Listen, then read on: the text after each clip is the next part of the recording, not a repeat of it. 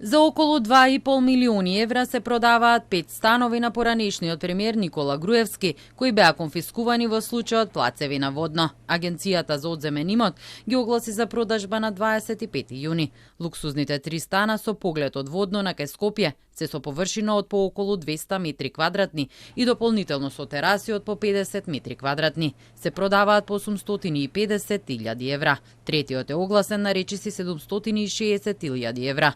Неговата површина е околу 150 квадрати, но има тераса од 95 метри квадратни со џакузи на неа. Далеку поевтини се двата стана на Бихачка, каде Груевски и живееше пред да избега во Будимпешта. Овие два стана, како што беше обелоденето во јавноста, Груевски ги користел како библиотека и како работна соба. Поголемиот од 57 метри квадратни се продава за 63.000 евра, а помалиот од 38 квадрати по цена од 44.000 евра.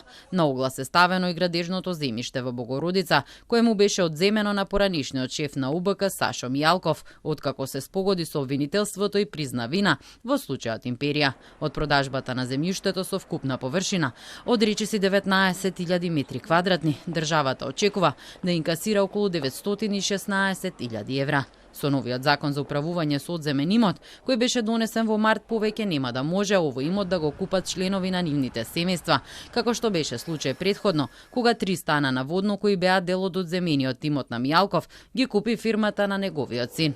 Се уште не се ставени на оглас плацевите на водно, кои исто така беа одземени од Груевски.